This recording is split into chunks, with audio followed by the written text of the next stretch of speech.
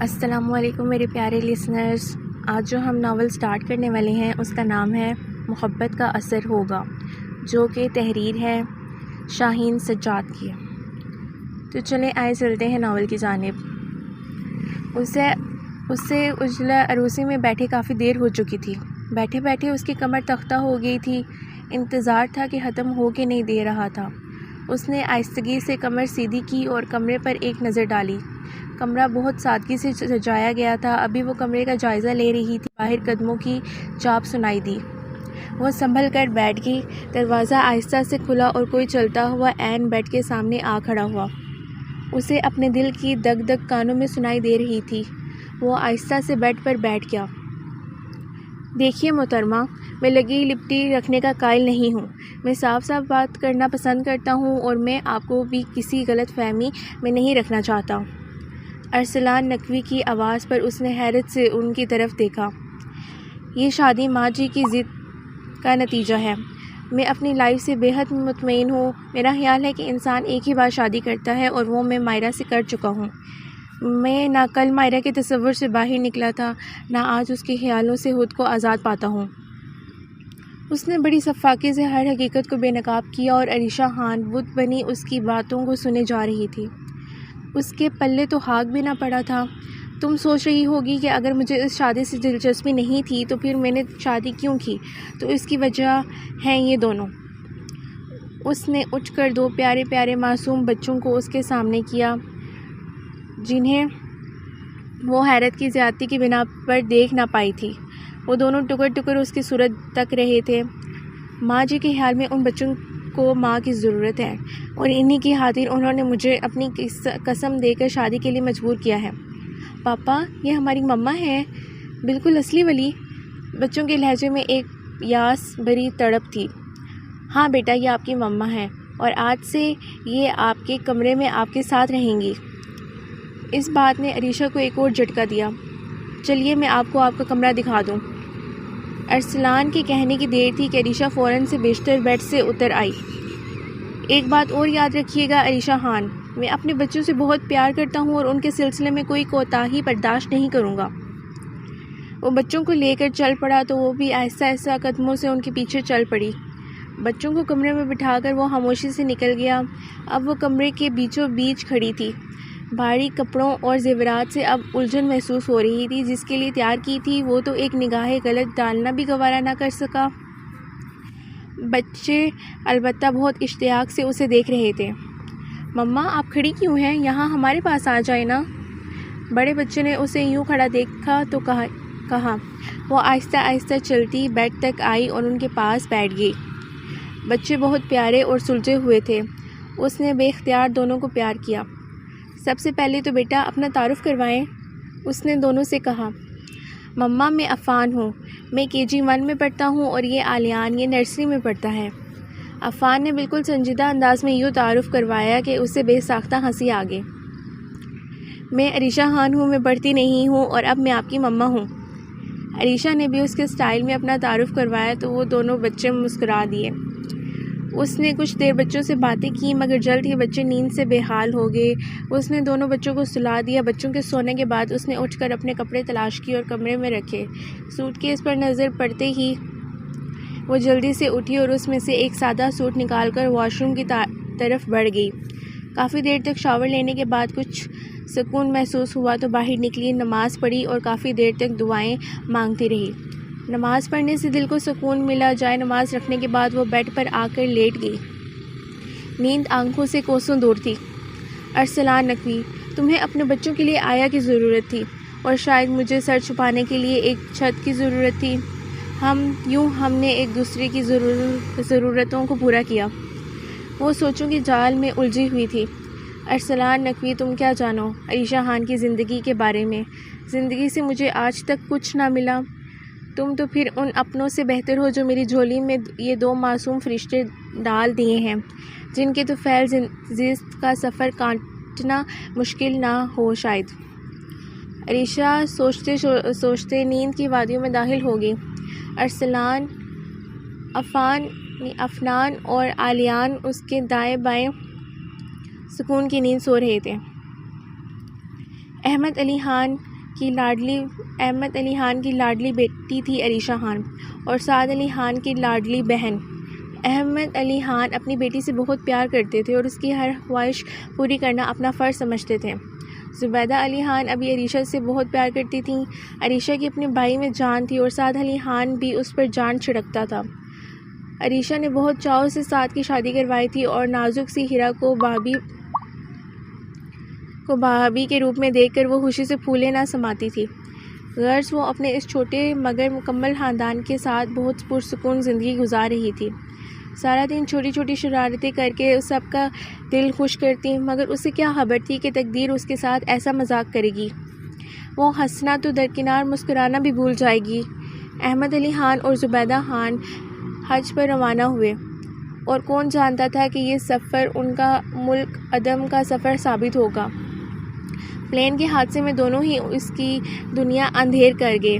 کئی دن تو وہ بولائی پھرتی رہی، ساتھ ہر ممکن اس کا خیال رکھتا۔ شروع میں ہیرا نے بھی اس کی دلجوئی کی، مگر کب تک؟ آہستہ آہستہ اس نے اچھائی کا لبادہ اتار پھینکا۔ ساتھ کی موجودگی میں تو لحاظ کرتی، مگر اس کی غیر موجودگی میں اس کا جینا دوبھر کر دیتی۔ عریشہ کے لیے یہ سچویشن بہت تکلیف دہ تھی۔ اب تو ساتھ بھی اس کی طرف سے لاپرواہ رہنے لگا تھا۔ یہ حالات عریشہ جیسی نازک لڑکی کے لیے بہت تکلیف دہ تھے۔ ابھی وہ BA کے پیپر سے فارغ ہوئی تھی کہ اس نے سنا کہ اس کے رشتے کے لیے چند خواتین آئی تھیں۔ وہ ان لوگوں کے بارے میں کچھ نہیں جانتی تھی اور اسے بتانے کا ارادہ تو شاید کسی کا تھا بھی نہیں۔ رات وہ چائے دینے بھائی کے کمرے کی طرف آئی کہ اپنا نام سن کر رک گئی۔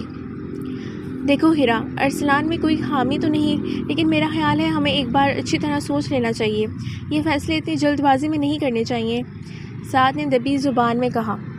میرا نہیں خیال کہ مزید سوچنے کی کوئی ضرورت ہے۔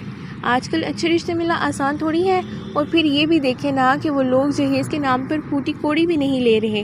ایسے وقت میں جب لوگ لاکھوں کا جہیز مانگ رہے ہیں، ایسا رشتہ ملنا امداد غیبی ہے۔ اور یوں بھی کون سا ابو جی عریشہ کے لیے لاکھوں چھوڑ گئے ہیں، اور اب اس تنہا میں ہم گھر چلائیں یا لاکھوں کا جہیز بنائیں؟ بس اب آپ مزید سوچنے میں وقت ضائع مت کریں اور انہیں فائنل ڈیٹ دے دیں۔ ہیرا نے انہیں قائل کرنے کی کوشش کی اور وہ بھی قائل ہو گئے۔ عریشہ تھکے قدموں سے واپس اپنے کمرے میں چلی آئی۔ اس کی زندگی کا فیصلہ اور اسے پوچھنے کی زحمت بھی کسی نے نہیں کی۔ وہ ماں باپ کو یاد کر کے رو پڑی۔ ماں جائی کی بے حسی اسے رلائے دے رہی تھی۔ پھر اس نے خود کو حالات کے رحم و کرم پر چھوڑ دیا اور حالات اسے آج ارسلان نقوی کے در پر لے آئے تھے، جہاں اگرچہ ارسلان نقوی نے اسے دل سے خوش آمدید نہیں کہا، مگر بچوں نے اس کی آمد پر بہت خوشی کا اظہار کیا تھا، اور اس کے لیے یہی کافی تھا کہ اس بے مہر دنیا میں کوئی تو اس کی ذات سے خوشی محسوس کر رہا ہے، چاہے وہ یہ دو معصوم بچے ہی ہوں۔ السلام علیکم۔ ارسلان نے ڈائننگ روم میں قدم رکھتے ہی سلام کیا۔ وعلیکم السلام، ماں جی نے سلام کا جواب دیا۔ گڈ مارننگ پاپا۔ افنان اور آلیان لپک کر ان کی طرف آئے۔ انہوں نے بھی دونوں کو اپنی باہوں میں اٹھا دیا اور دونوں کو پیار کیا۔ کرسی پر بیٹھتے ہوئے اس نے ایک اچڑتی ہوئی نگاہ عریشہ پر ڈالی، جو سر جھکائے بیٹھی تھی۔ کہیں سے تو نہیں لگتا تھا کہ وہ نئی نویلی دلہن ہے۔ تم کہیں جا رہے ہو؟ ماں جی نے اسے یوں تیار دیکھا تو یہ پوچھ بیٹھی۔ جی اماں جی، میں روزانہ اس وقت آفس جاتا ہوں، اور آج اتوار کا دن بھی نہیں ہے غالباً، اس نے جتاتے ہوئے انداز میں کہا۔ مگر بیٹا، آج اگر تم آفس نہیں جاؤ گے تو کیا فرق پڑ جائے گا؟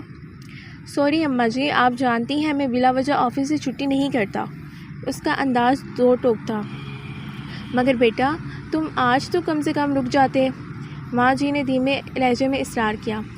پلیز ماں جی، دس از انف۔ میں نے آپ کے اصرار پر یہ سب کیا ہے، مگر اس سے زیادہ کی امید مجھ سے مت رکھیے گا۔ بڑے تلخ لہجے میں کہتے ہوئے اٹھے اور ناشتہ کیے بغیر چلے گئے۔ ماں جی تعصب سے دیکھتی رہ گئیں اور ایک گہری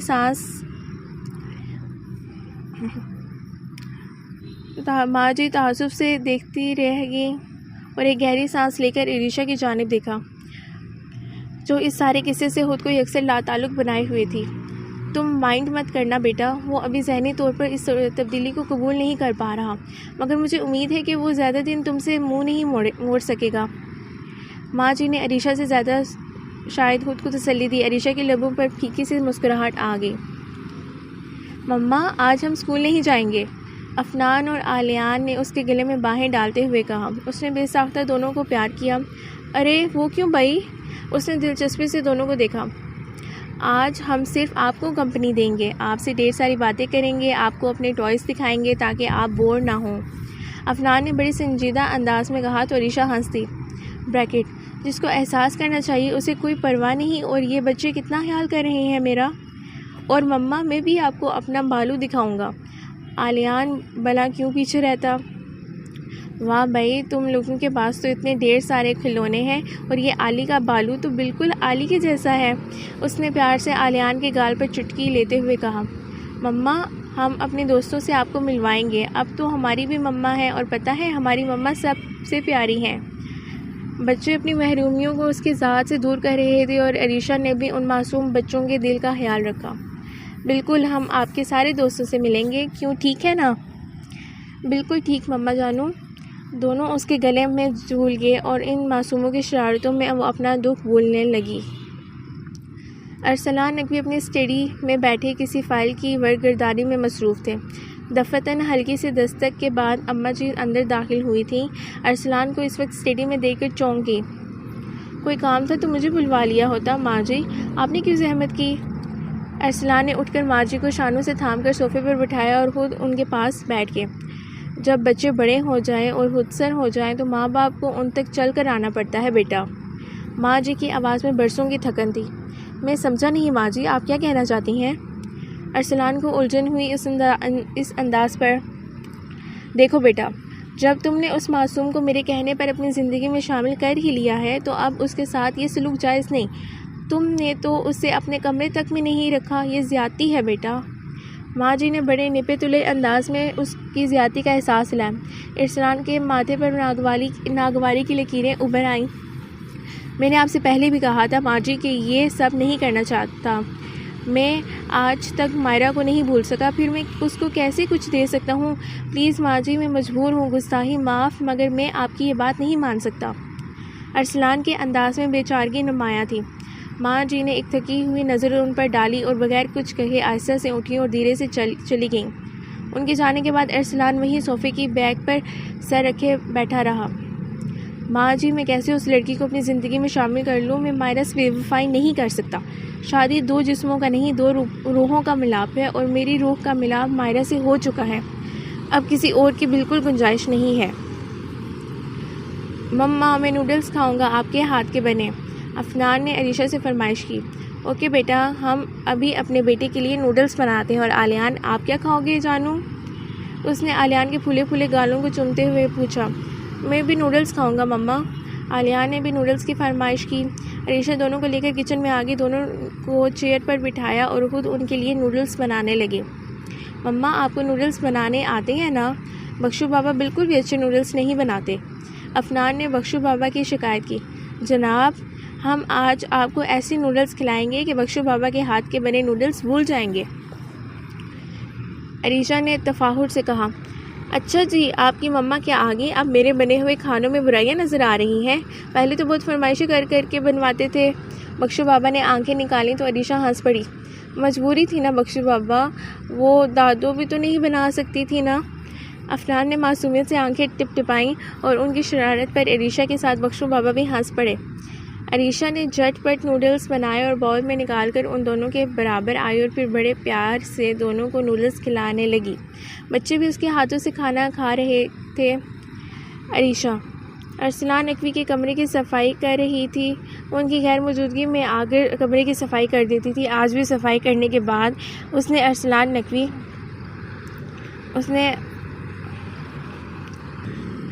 کی وارڈروب کو درست کیا، ہر چیز اپنے ٹھکانے پر رکھی، اور پھر نظر دفتراً سائڈ ٹیبل پر پڑی جہاں ارسلان اور مائرہ نقوی کی تصویر رکھی تھی۔ تصویر میں مائرہ نقوی دلہن بنی ہوئی تھی اور ارسلان اس کی طرف دیکھ کر مسکرا رہا تھا۔ عریشہ کو بے ساختہ مائرہ سے جلن محسوس ہونے لگی۔ ابھی وہ تصویر رکھ بھی نہ پائی تھی کہ داڑھ سے کمرے کا دروازہ کھلا اور ارسلان نقوی تیزی سے کمرے میں داخل ہوئے۔ تصویر اس کے ہاتھ سے گرتے گرتے بجی۔ تم یہاں کیا کر رہی ہو؟ اسے اپنے کمرے میں دیکھ کر ارسلان کی تیوریوں پر بل پڑے۔ میں یہاں صفائی کر رہی تھی۔ عریشہ کا سانس سینے میں اٹکنے لگا تھا۔ اسے توقع نہیں تھی کہ وہ بے وقت گھر آ جائیں گے۔ میں نے آپ سے شاید کہا تھا کہ میں اپنے کمرے میں کسی کی مداخلت برداشت نہیں کرتا۔ صفائی کے لیے میں نے ملازمہ رکھی ہوئی ہے، پھر آپ کو زحمت کرنے کی ضرورت کیوں پیش آئی؟ شاید آپ ان خدمت گزاریوں سے میرا دل جیتنے کی کوشش کر رہی ہیں۔ اس کا لہجہ اہانت آمیز تھا، مارے بے بسی کے اس کی آنکھوں میں آنسو آ گئے۔ ناؤ یو کین گو، اور آئندہ آپ کو یہاں آنے کی ضرورت نہیں۔ Do you understand? اس کے سخت لہجے میں وارن کرتے ہوئے کہا، اور عریشہ اتنی تیزی سے باہر نکلی گویا ایک پل کو رکی تو جل کر راکھ ہو جائے گی۔ اپنے کمرے میں آ کر وہ بیڈ پر بیٹھ گئی۔ رہ کر ارسلان کا اہانت آمیز لہجہ دل میں چھید کیے جا رہا تھا۔ کیا قصور ہے میرا ارسلان جو آپ مجھ سے یہ سلوک کر رہے ہیں؟ میں اپنی مرضی سے تو آپ کی زندگی میں شامل نہیں ہوئی۔ جس طرح آپ نے ماجی کے مجبور کرنے پر شادی کی ہے، اسی طرح میں بھی اپنے بھائی کے آگے مجبور تھی۔ پھر آپ مجھ سے کس جرم کا بدلہ لے رہے ہیں؟ وہ سوچے جا رہی تھی اور روئے جا رہی تھی۔ ماں جی نے ارسلان کو اپنے کمرے میں بلایا تھا۔ وہ چینج کر کے ان کے کمرے میں چلا آیا۔ السلام علیکم ماں جی، آپ نے یاد کیا تھا، خیریت تو ہے نا؟ ارسلان نے ایک ہی سانس میں کئی سوال کر ڈالے۔ دھیرج بیٹا، آرام سے بیٹھ کر میری بات سنو۔ ماں جی نے بیڈ پر اس کے لیے جگہ بنائی۔ ارسلان ان کے پاس بیٹھ گیا۔ دیکھو بیٹا، میں کل عمرے کے لیے جا رہی ہوں اور ارادہ یہی ہے کہ حج کر کے ہی واپس آؤں گی۔ ماں جی نے بات کی تمہید باندھی۔ جی ماں جی، میں جانتا ہوں یہ سب۔ ارسلان کو اس تمہید سے الجھن ہوئی تھی۔ بیٹا، میں چاہتی ہوں کہ میری غیر موجودگی میں تم گھر پر توجہ دیا کرو۔ ٹھیک ہے کہ تم اس شادی کے لیے ذہنی طور پر تیار نہیں تھے، لیکن بیٹا تم یہ بھی تو دیکھو کہ عریشہ نے کس خوبی سے تمہارے بچوں کو سنبھالا ہوا ہے۔ تمہاری بے رخی کے باوجود وہ تمہارے بچوں کو سگی ماں سے بڑھ کر پیار کرتی ہے۔ بیٹا جانی، مرے ہوئوں کے ساتھ مرا نہیں جاتا۔ زندہ لوگوں کا حق مرے ہوئوں سے زیادہ ہوتا ہے۔ ماں جی دھیرے دھیرے اسے سمجھا رہی تھی اور ارسلان کے ماتھے کی شکنوں میں اضافہ ہو رہا تھا۔ آپ اپنی بات کہہ چکی ماں جی، یا کچھ اور کہنا باقی ہے؟ ارسلان کا لہجہ اگرچہ دھیما تھا مگر انداز بہت سخت اور دو ٹوک تھا۔ ٹھیک ہے بیٹا، تمہاری مرضی۔ بچے بڑے ہو جائیں تو ماں باپ صرف سمجھا سکتے ہیں، زبردستی تو نہیں کر سکتے۔ ماں جی کے اندر دکھ ہی دکھ جمع ہو رہا تھا۔ اوکے ماں جی، آپ آرام کریں، مجھے کچھ کام کرنا ہے۔ ارسلان ان سے اجازت لے کر اپنے کمرے میں چلا گیا اور ماں جی کچھ دیر تو بیٹھی، کچھ سوچتی رہیں اور پھر دھیرے سے اٹھیں اور عریشہ کے کمرے کی طرف چل دیں۔ ہلکی سی دستک کے بعد ماں جی نے دروازہ کھولا تو عریشہ ماں جی کو دیکھ کر چونک اٹھی اور فوراً اپنی جگہ سے اٹھی۔ دونوں بچے سو رہے تھے۔ عریشہ نے ماں جی کا ہاتھ پکڑا اور انہیں بیڈ پر آرام سے بٹھا دیا۔ خود نیچے قالین پر ان کے قدموں میں بیٹھ گئی اور سر ان کے گھٹنوں پر رکھ دیا۔ آپ نے مجھے بلوا لیا ہوتا اماں جی، عریشہ نے اماں جی کو عقیدت بھری نظروں سے دیکھتے ہوئے کہا۔ اسے ماں جی میں اپنی ماں کا عکس نظر آتا تھا۔ وہ تھی بھی تو بہت شفیق اور پیار کرنے والی۔ ماں جی نے پیار سے اس کے بالوں میں ہاتھ پھیرا اور کچھ دیر تک سوچتی رہیں اور پھر گفتگو کا آغاز کیا۔ عریشہ بیٹا، میں تم سے بہت شرمندہ ہوں۔ میرا خیال تھا کہ ارسلان وقتی طور پر شادی سے انکاری ہے، بعد میں تمہیں دیکھے گا تو خود بہت تمہاری طرف مائل ہو جائے گا، مگر بیٹا میرا خیال غلط ثابت ہو گیا۔ میں تم سے بہت شرمندہ ہوں بیٹا۔ ماں جی کی ندامت بھری آواز پر عریشہ تڑپ اٹھی۔ ماں جی میں تو اسے اپنی ماں کا عکس دکھائی دیتا تھا، اور پھر بھلا وہ اپنی ماں کو کیوں کر شرمندہ ہونے دیتی؟ نہیں ماں جی، ایسا نہ کہیں، میرے لیے آپ کی اور افنان اور آلیان کی محبت ہی کافی ہے۔ بہت زیادہ کی حوث مجھے کبھی نہیں رہی۔ اور ماں جی، دکھ تو وہاں ہوتا ہے جہاں آپ نے امیدیں باندھی ہوں، جہاں کوئی امید ہی نہ ہو وہاں دکھ کیسا؟ میں نے ان سے محبت کی طلب نہیں رکھی، اس لیے مجھے دکھ بھی نہیں ہوتا۔ اور پھر شاید وہ بھی اپنے رویے سے حق بجانب ہے۔ محبت زبردستی کا سودا تو نہیں ہوتا۔ وہ بڑے رسان سے ماں جی کو بہلا رہی تھی۔ میں تمہارے لیے دعا کروں گی بیٹا، اللہ پاک اس پاک جگہ کے طفیل ہی میری دعا کو قبولیت کے درجے تک پہنچا دے۔ انشاءاللہ بیٹا وہ تمہاری طرف ضرور لوٹے گا۔ اللہ کے ہاں دیر ہے اندھیر نہیں، وہ اپنے بندوں کو کبھی بھی ان کی برداشت سے زیادہ نہیں آزماتا۔ بیٹا جی، اگر وہ تمہاری طرف لوٹے تو اسے معاف کر دینا۔ تم اپنے ظرف کو بڑا دیکھ رکھنا، کیونکہ عورت کا ظرف تو ہمیشہ بڑا ہوتا ہے نا۔ عورت کا تو خمیر ہی نرم مٹی سے بنا ہے۔ ماں جی نے پیار سے اسے ساتھ لگاتے ہوئے کہا۔ ایک بات ہے ماں جی، آپ اتنے سارے دنوں کے لیے جا رہی ہیں، ہم آپ کو بہت مس کریں گے۔ عریشہ نے ان کے کندھے پر سر رکھتے ہوئے پیار سے کہا۔ میں تم لوگوں سے دور کہاں جا رہی ہوں، تم لوگ میرے دل میں ہو اور وہاں تم سب لوگوں کے لیے ہی تو دعا کرتی رہوں گی۔ چلو اب سو جاؤ، رات بہت ہو گئی ہے۔ ماں جی نے اس کا ماتھا چوم کر اسے دعائیں دی اور اپنے کمرے کی طرف چل دی۔ ماں جی کے جانے سے گھر ایک دم سونا سونا لگنے لگا۔ عریشہ تو حقیقتاً بوکھلا کر رہ گئی تھی، کام بھی تو کرنے کو کچھ نہ تھا۔ ہر کام کو کرنے کے لیے نوکر موجود تھے، بچے اسکول چلے جاتے تھے اور وہ گھر میں بلائی پھرتی تھی۔ آج اس نے سوچا کیوں نہ بوریت دور کرنے کے لیے کوئی کتاب ہی پڑھ لی جائے۔ اس نے اسٹڈی روم کا رخ کیا تو اندر آ کر بکس کا جائزہ لیا تو سحر زدہ رہ گئی۔ چاروں طرف بکس ہی بکس تھیں۔ اس نے مختلف ریکس کا جائزہ لیا اور خوشگوار حیرت میں گر گئی۔ ارسلان جیسے خشک سرد بندے سے اس کو اتنے اچھے ادبی ذوق کی توقع نہیں تھی۔ کتابوں کی دیوانی عریشہ یہاں سے جانے کو دل ہی نہیں چاہ رہا تھا۔ اس نے فیض احمد فیض کی کتاب اٹھائی اور وہیں صوفے پر ٹانگیں پسار کر پڑھنے لگی، اور پڑھتے پڑھتے کب وہ نیند کی وادی میں داخل ہوئی اسے بالکل بھی خبر نہ ہوئی۔ ارسلان اسٹڈی روم کا دروازہ کھول کر اندر آیا تو وہیں بدھ بنا رہ گیا۔ وہ بڑے مزے سے صوفے پر سو رہی تھی، ایک ہاتھ نیچے لٹک رہا تھا، کتاب سینے پر دھری تھی اور وہ مزے سے محو استراحت تھی۔ ایک لمحے کو تو ارسلان کا دل بڑی زور سے دھڑکا۔ سوتے ہوئے وہ بہت معصوم لگ رہی تھی۔ اس کے چہرے پر سوتے میں ہلکی سی مسکراہٹ نے اسے مزید خوبصورتی دے دی تھی۔ چند لمحوں کے لیے وہ وہیں کھڑا یکٹک اسے دیکھتا رہا اور پھر کوئی آواز پیدا کیے بنا کمرے سے نکلتا چلا گیا۔ محبت کا اثر ہوگا، غلط فہمی میں مت رہنا، وہ بدلے گا چلن اپنا، غلط فہمی میں مت رہنا۔ آپ کہتی ہیں ماں جی وہ میری طرف لوٹ آئے گا، مگر مجھے ایسا نہیں لگتا کہ وہ کبھی بھی میری طرف دیکھے گا۔ میں نے آپ سے تو کہہ دیا کہ مجھے ان کی بیگانگی دکھ نہیں دیتی، کیونکہ میں نے ان سے کوئی توقع نہیں رکھی۔ میں نے سچ ہی تو کہا تھا، کیونکہ میں نے واقعی ایسی کوئی توقع نہیں رکھی۔ مگر ماں جی میں کیا کروں، میرا دل میری ساری احتیاطیں بالائے طاق رکھ کر اس سنگ دل شخص کی طرف مائل ہو چکا ہے۔ وہ میری طلب نہیں تھا ماں جی، مگر وہ شخص کب میرے دل کی طلب بنا مجھے خبر ہی نہ ہوئی۔ وہ دل ہی دل میں ماں جی سے مخاطب تھی۔ ابھی وہ سوچو کہ اس سفر میں جانے کہاں تک پہنچی کہ دفعتاً دڑام کی آواز آئی اور پھر ایک چیخ بلند ہوئی اور وہ حواس باختہ سی باہر کو دوڑی اور ہک دک رہ گئی۔ افنان سیڑھیوں کے پاس خون میں لت پت پڑا تھا۔ اسی اثنا میں ارسلان افنان تک پہنچ چکا تھا اور دونوں ہاتھوں میں اسے اٹھائے گاڑی کی طرف دوڑا۔ عریشہ بھی شوق سے نکلی اور تیر کی طرح ان کی طرف دوڑی اور اس کے ساتھ گاڑی میں جا بیٹھی۔ عریشہ نے افنان کو ارسلان کی گود سے لے لیا اور وہ ہونٹ پیچھے گاڑی کو تیزی سے اسپتال کی طرف دوڑا رہا تھا۔ ہسپتال پہنچ کر وہ تیزی سے گاڑی سے نکلا اور افنان کو بازوؤں میں اٹھا کر دوڑتا ہوا ایمرجنسی تک پہنچا۔ ایمرجنسی میں موجود ڈاکٹرز فوراً اس کی طرف متوجہ ہوئے اور تاخیر کیے بنا اسے فوراً آپریشن تھیٹر میں منتقل کر دیا گیا۔ ارسلان بڑی بے قراری سے باہر گیلری میں ٹہل رہا تھا، اس کی نظریں مسلسل آپریشن تھیٹر کی طرف لگی ہوئی تھیں، جبکہ عریشہ بینچ پر بیٹھی زاروں کے تار رو رہی تھی۔ اس کی آنکھیں بند تھیں اور ہونٹ ہل رہے تھے۔ وہ زیر لب قرآنی آیات کا ورد کر رہی تھی، دل سوکھے پتے کی طرح کانپ رہا تھا۔ ارسلان چلتے چلتے ایک نظر اس پر بھی ڈال دیتا۔ 1 گھنٹے کے صبر آزما انتظار کے بعد آپریشن روم کا دروازہ کھلا اور ڈاکٹر عارف باہر نکلے۔ ارسلان بڑی بے قراری سے ان کی طرف بڑھا۔ میرا بیٹا کیسا ہے ڈاکٹر؟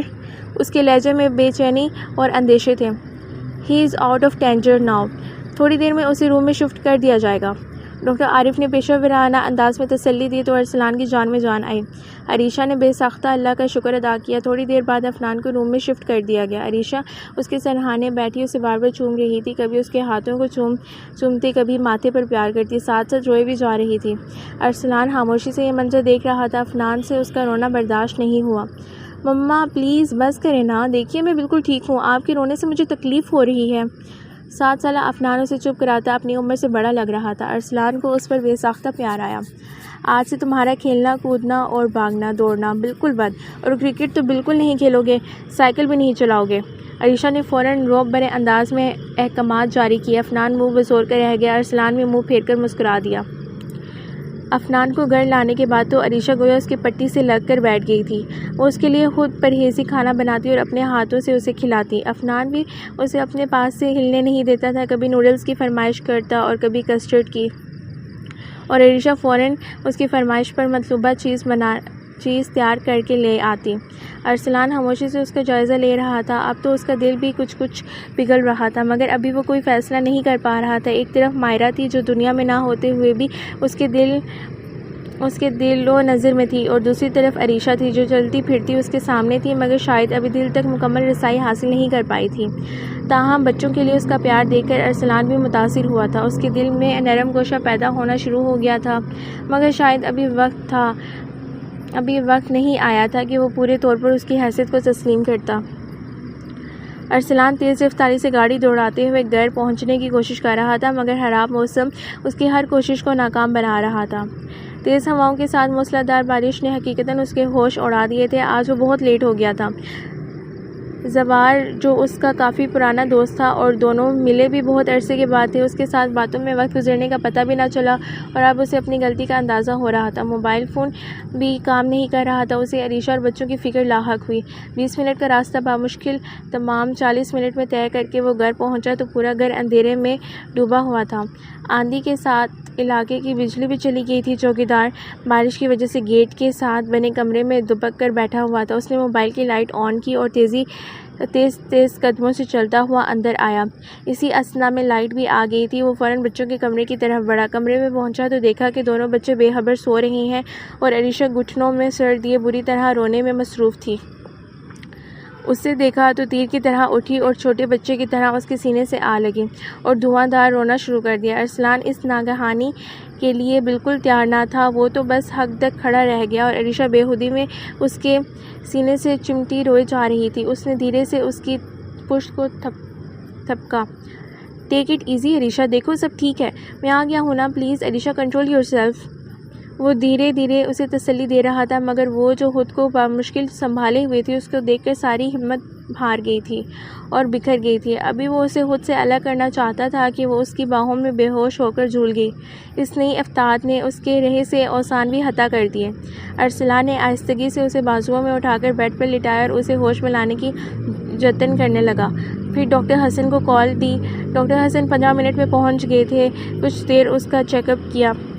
پریشان ہونے کی ضرورت نہیں ہے ارسلان، یہ خوف کے باعث بے ہوش ہو گئی ہیں، میں نے سکون کا انجیکشن دے دیا ہے، کچھ دیر بعد ہوش میں آ جائیں گی۔ حسن نے ارسلان کو تسلی دی۔ حسن ان کا فیملی ڈاکٹر بھی تھا اور ارسلان کا دوست بھی تھا۔ اس کے جانے کے بعد وہ وہیں صوفے پر بیٹھ کر اس کے ہوش میں آنے کا انتظار کرنے لگا۔ وہ بے خیالی میں اسے دیکھ رہا تھا جو سوتے ہوئے بہت معصوم اور خوبصورت لگ رہی تھی۔ کچھ دیر کے بعد وہ نیند میں کسمسائی تو وہ چونک اٹھا اور جلدی سے اس کے قریب چلا آیا۔ اب کیسا فیل کر رہی ہو؟ اس نے نرمی سے قریب آ کر پوچھا۔ عریشہ کے سارے حواس انہیں اتنا قریب دیکھ کر یکدم بیدار ہو گئے۔ وہ جلدی سے اٹھنے لگی مگر سر چکرا کر رہ گیا۔ میں لیٹی رہو، ابھی تمہاری طبیعت پوری طرح سنبھلی نہیں، میں دودھ لے کر آتا ہوں، پی کر سو جانا، ارسلان نے جاتے جاتے کہا اور عریشہ پر تو حیرتوں کے پہاڑ ٹوٹ پڑے۔ اسے لگ رہا تھا کہ وہ کوئی حسین خواب دیکھ رہی ہے جو آنکھ کھلنے پر ٹوٹ جائے گا۔ تھوڑی دیر بعد ارسلان دودھ کے ساتھ کچھ بسکٹ لے آیا۔ اسے کھا کر آرام سے سو جائے، گھبرانے کی ضرورت نہیں، میں اپنے کمرے میں ہوں۔ ارسلان نے ٹرے ٹیبل پر رکھی اور اسے تسلی دیتے ہوئے کمرے سے چلے گئے اور عریشہ تو ان کے رویے سے حیرت کا شکار ہوتی رہی۔ مما، ہماری ٹیچر کہہ رہی تھی کہ کل سے رمضان شروع ہو جائے گا، سب مسلمان روزے رکھیں گے؟ افنان نے اپنی معلومات سے آگاہ کیا۔ ہاں بیٹا، آپ کی ٹیچر بالکل ٹھیک کہہ رہی تھیں، ہم سب مسلمان روزے رکھیں گے انشاءاللہ، عریشہ نے اس کی تائید کی۔ مما، میں بھی روزہ رکھوں گا، افنان نے کہا۔ اور میں بھی مما، آلیان کیوں پیچھے رہتا؟ عریشہ مسکرا دی۔ اوکے چلو، کھانا جلدی ختم کرو۔ وہ دونوں کو نوالے بنا کر کھلا رہی تھی۔ ارسلان بظاہر تو کھانے میں مگن تھا مگر دھیان ان تینوں کی طرف تھا۔ افنان اور آلیان عریشہ کے آنے سے کتنے خوش ہیں۔ ارسلان نے ان کے خوش باش چہروں پر نظر ڈالی تو مطمئن ہو گیا۔ مما، آپ مجھے سحری کو اٹھائیں گی نا؟ افنان نے پھر کہا۔ ہاں بیٹا، میں آپ کو سحری میں ضرور اٹھاؤں گی۔ بھائی میرا بیٹا روزہ رکھے گا؟ مما، میں بھی سحری کروں گا، آلیان نے بھی مداخلت کی۔ اوکے جانو، آپ بھی سحری ضرور کرنا۔ عریشہ نے پیار سے اس کی ناک دبائی اور نوالا اس کے منہ میں ڈال دیا۔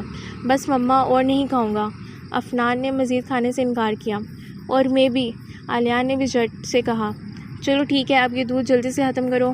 عریشہ نے دونوں کی طرف دودھ کا گلاس بڑھایا۔ میرا دل نہیں چاہ رہا مما، دونوں کو دودھ سے چڑ تھی۔ اب بھی افنان نے دودھ دے کر منہ بنایا۔ ٹھیک ہے، پھر آپ کو سحری میں روزے رکھنے کے لیے نہیں اٹھاؤں گی۔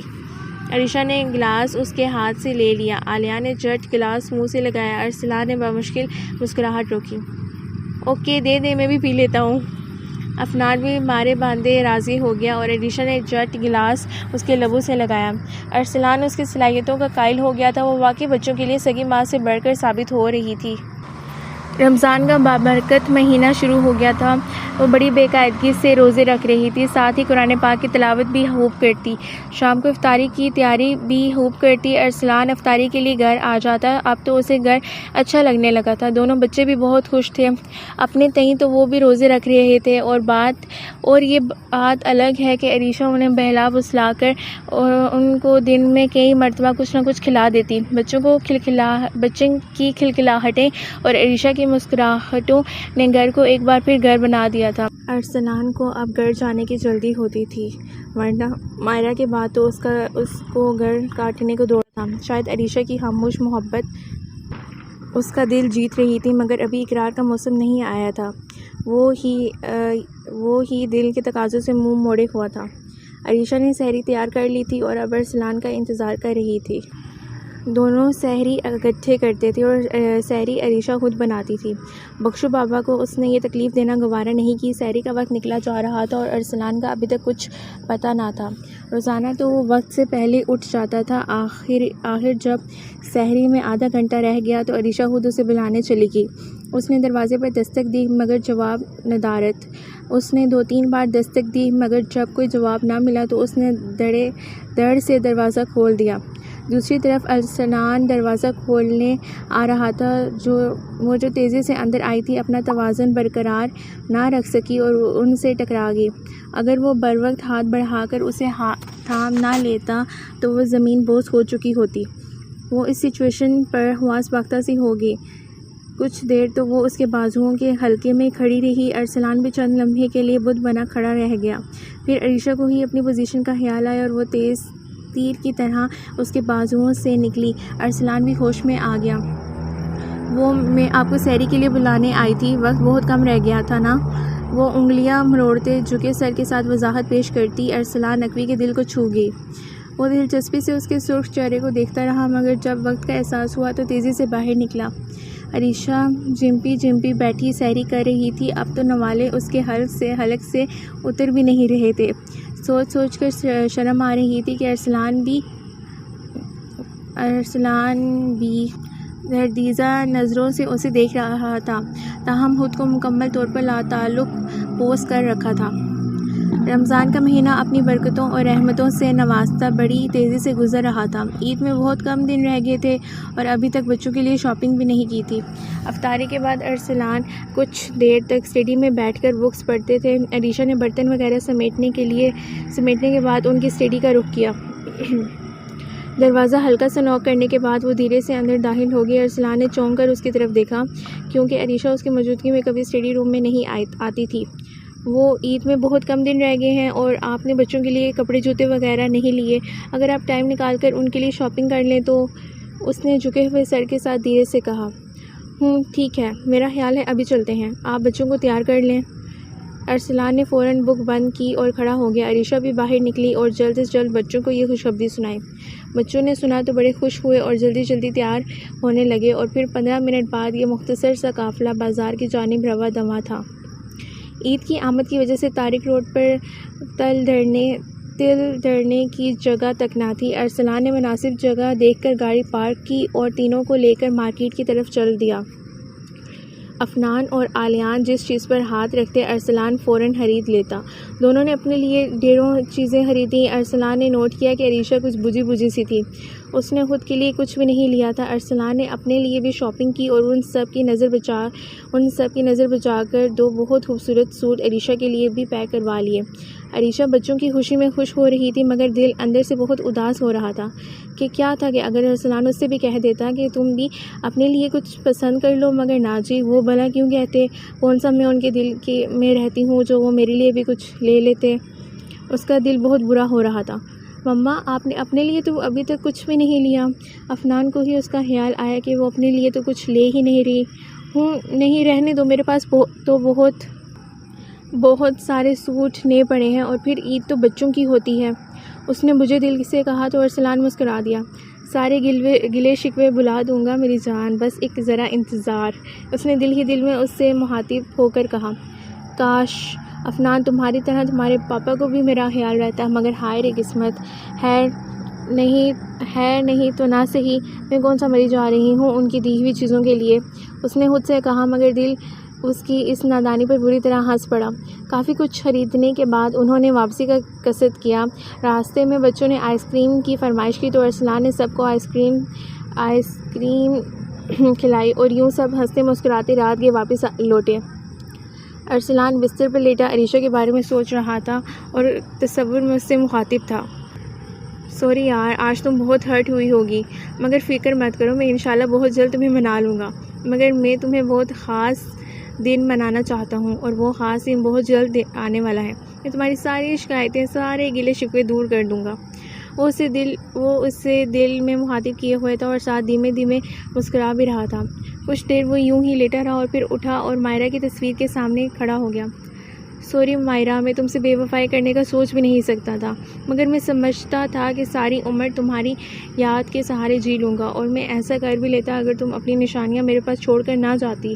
ان معصوموں کو تمہاری بات سنبھالنے والا کوئی نہ تھا، اور عریشہ نے جس طرح بے لوث ہو کر باوجود میری بے روحی کے ان کو پیار سے سمیٹا ہے، تو میں دل سے قائل ہو گیا ہوں اور اپنے رویوں پر شدید ندامت محسوس کر رہا ہوں۔ وہ تصور سے مخاطب تھا اور آہستہ آہستہ اپنے دل کی تہیں کھول رہا تھا۔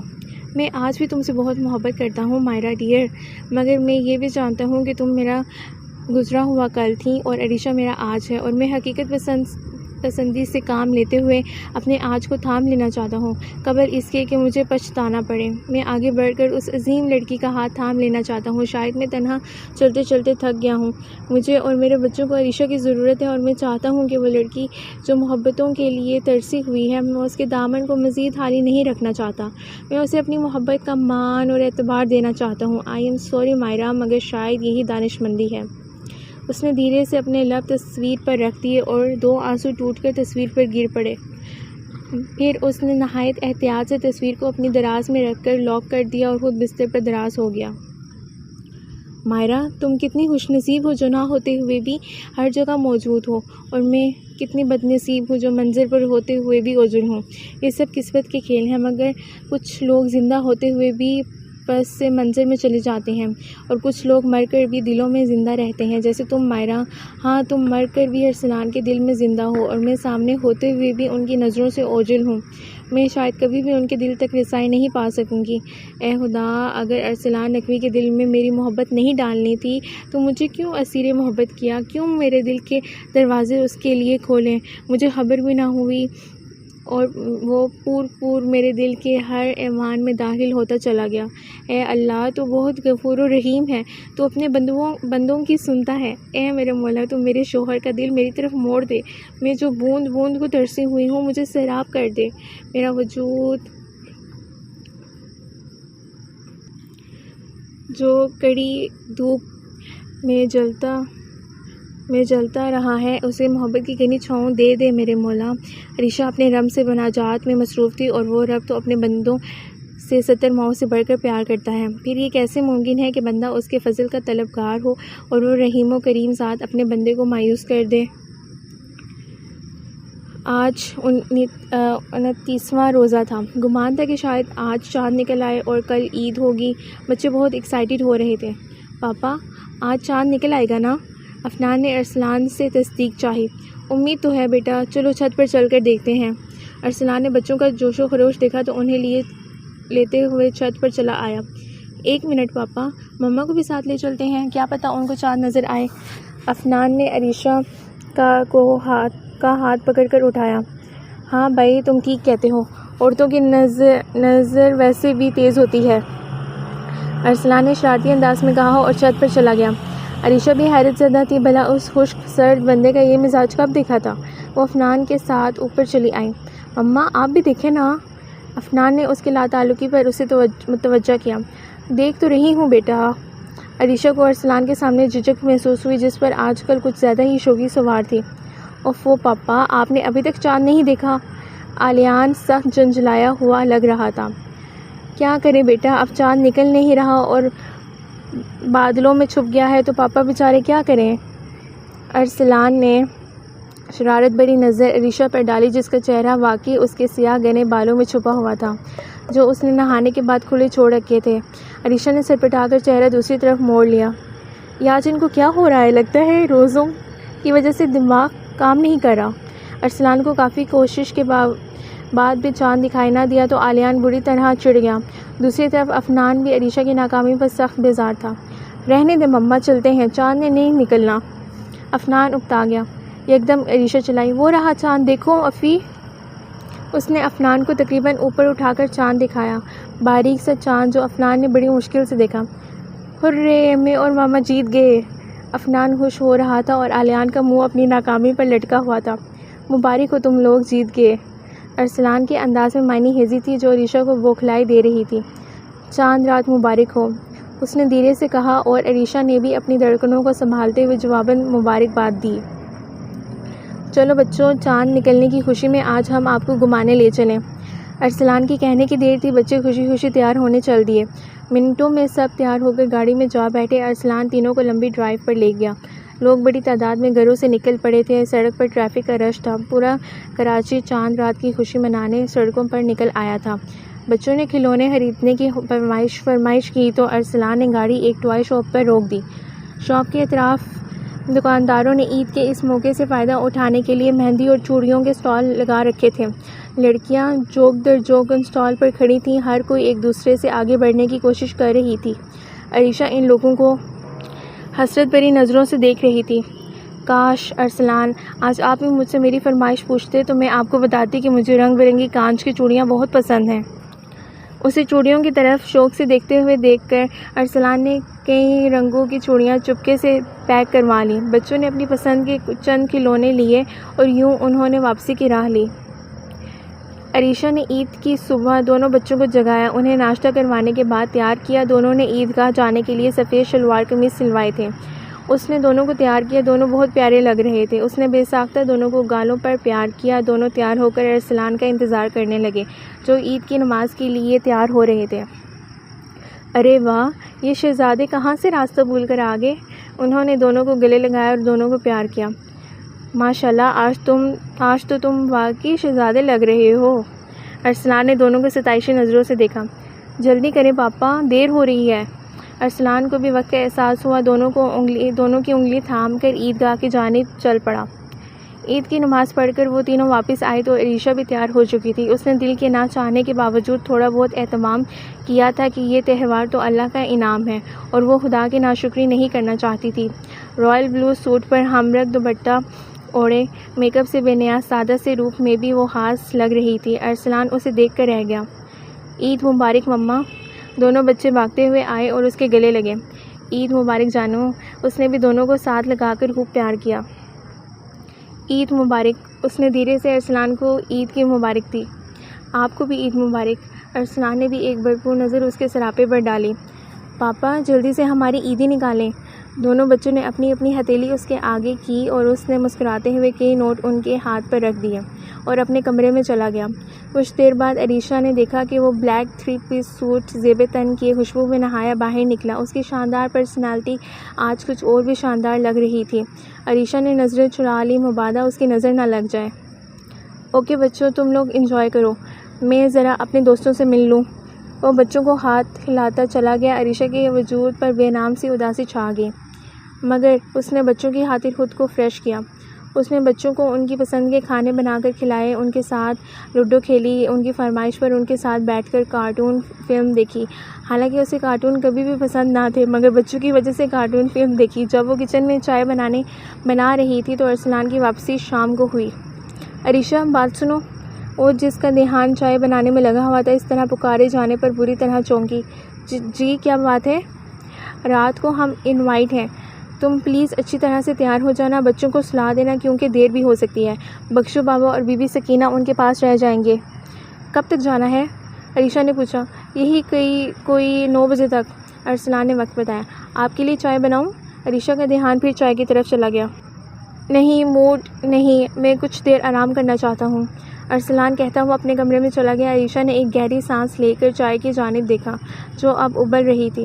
عریشہ نے 8 بجے بچوں کو سلایا۔ وہ سارا دن کے تھکے ہوئے تھے، فوراً ہی سو گئے۔ عریشہ نے وارڈروب کھولی اور اب کھڑی سوچ رہی تھی کہ کون سا سوٹ پہنے کہ ارسلان کئی پیکٹ ہاتھ میں تھامے چلا آیا۔ یہ آپ کا ڈریس اور جیولری وغیرہ ہے، پلیز اچھی طرح سے تیار ہوئیے گا۔ ارسلان نے چیزیں بیڈ پر رکھیں اور چلا گیا۔ اس نے ان کے جانے کے بعد پیکٹ کھولے تو حیران رہ گئی۔ بہت خوبصورت سوٹ تھا، ریڈ سوٹ جس پر نہایت نفیس بلیک ستاروں سے کام کیا گیا تھا۔ دوپٹہ بھی ریڈ اینڈ بلیک کمبینیشن میں تھا۔ اسے ارسلان کی چوائس کی داد دینی پڑی۔ ساتھ میں میچنگ چوڑیاں تھیں اور نہایت نازک گولڈ کا سیٹ تھا۔ جب اس نے کپڑے پہن کر خود کو ہلکا پھلکا تیار کیا اور آئینے میں خود کو دیکھا تو حیران رہ گئی۔ کیا یہ واقعی میں ہوں؟ اسے یقین نہیں آ رہا تھا۔ بھلا اس سے پہلے کب وہ اتنی سج دج سے تیار ہوئی تھی؟ ڈریس تو لگتا تھا بنایا ہی اس کے لیے تھا۔ اب اسے باہر جاتے ہوئے شرم آ رہی تھی۔ ارسلان نے 2-3 بار بلاوا بھیجا مگر وہ جھجک رہی تھی۔ چاروں ناچار باہر نکلی۔ ارسلان نے اسے دیکھا تو نظر نے پلٹنے سے صاف انکار کر دیا۔ اس کی محویت نے رہ سے اوسان بھی عطا کر دیے تھے۔ وہ ہانسی پزل ہو رہی تھی۔ چلیں؟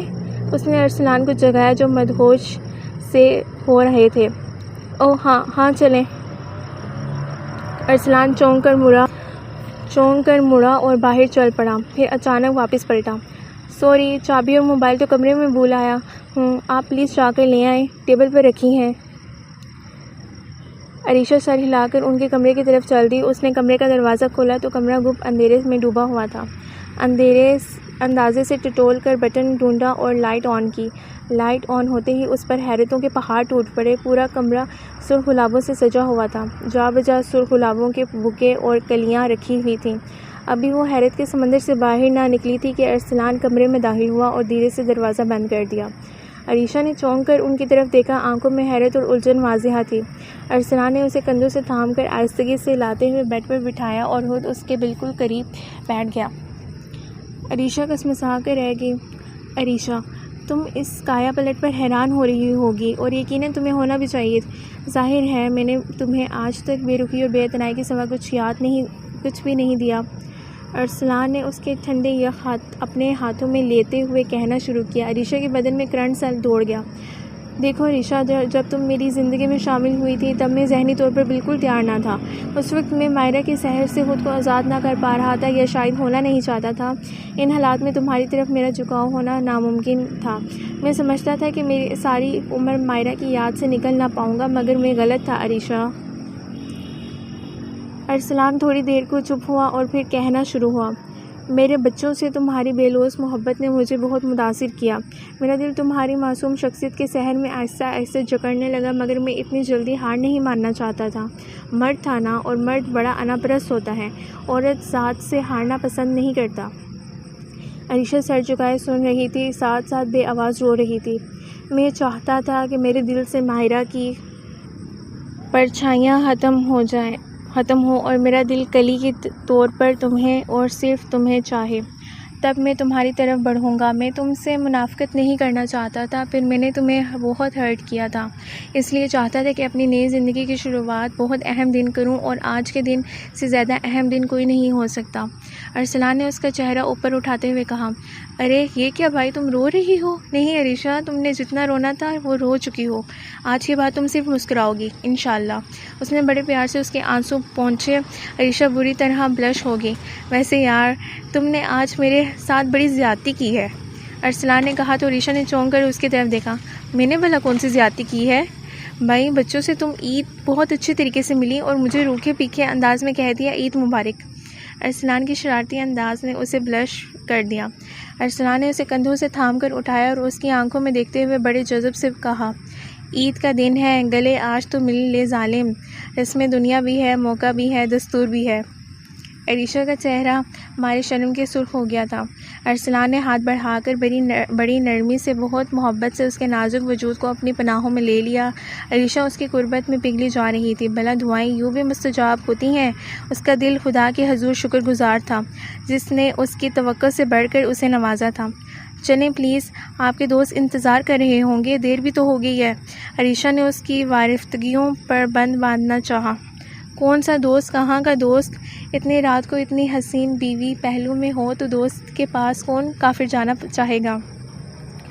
ارسلان پر تو شوخیاں سنوارتی اور عریشہ بوکھلائی جا رہی تھی۔ مگر آپ نے تو کہا تھا نا کہ عریشہ جی بھر کر حیران ہوئی۔ مائی ڈیئر وائف، یہ سب ایک ڈرامہ تھا، آپ کو اپنے بیڈ روم میں رخصت کروانے کے لیے کچھ تو کرنا تھا نا۔ عریشہ اس کی بات کا مطلب سمجھتے ہوئے بری طرح بلش ہو گئی۔ ارسلان دلچسپی سے اس کے چہرے کے رنگ ملاحظہ کر رہا تھا، پھر اس نے جیب سے ایک کارڈ، ایک ڈبیا نکالی اور اس میں سے دل کی شکل کا لاکٹ نکالا اور اس کے گلے میں پہنا دیا۔ تمہاری منہ دکھائی کا تحفہ ہے، اگرچہ یہ منہ ہم بہت بار دیکھ چکے ہیں۔ ارسلان نے پھر شرارت کی۔ مگر یار یہ سچ ہے کہ اتنی سج دھج کے ساتھ پہلی بار دیکھ رہے ہیں۔ عریشہ کو تو سر اٹھانا محال ہو گیا۔ یا اللہ، یہ خشک مزاج بندہ اتنا رومانٹک بھی ہو سکتا ہے۔ اس کی شوخیاں اس کے حواس چھیننے جا رہی تھیں۔ عریشہ اپنی دھڑکنوں کو سنبھالنے لگی جو آج شور مچائی جا رہی تھیں۔ ارسلان نے آگے بڑھ کر اسے اپنی پناہوں میں سمیٹ لیا۔ عریشہ ڈیئر، اب کوئی دوری ہمارے بیچ نہیں آئے گی۔ ارسلان نقوی کا تم سے وعدہ ہے کہ تمہیں ہمیشہ خوش رکھوں گا، اور ہاں، اگلی چاند رات پر انشاءاللہ اپنے ہاتھ سے چوڑیاں پہناؤں گا، وعدہ رہا۔ ارسلان کی بات نے اسے بری طرح شرما کر رکھ دیا تھا۔ ارسلان اس کے آنچل پر وعدوں کے موتی ٹانگتا رہا۔ اس کی باتوں میں اس کے سارے واہمے، وسوسے، دکھ، درد کہیں دور بہہ گئے، اور اس نے پرسکون ہو کر اس کی پناہ میں خود کو محفوظ کر لیا۔ ختم شد۔ تو میرے عزیز لسنرز، یہ ناول ہوا اپنے اختتام پر۔ اگر آپ کو یہ ناول اچھا لگا ہے تو اس کو لائک اور شیئر کیجیے گا، اور میرے چینل کو سبسکرائب کریں تاکہ اس طرح کے مزید انٹرسٹنگ ویڈیوز آپ کو ملتی رہیں۔ Thank you.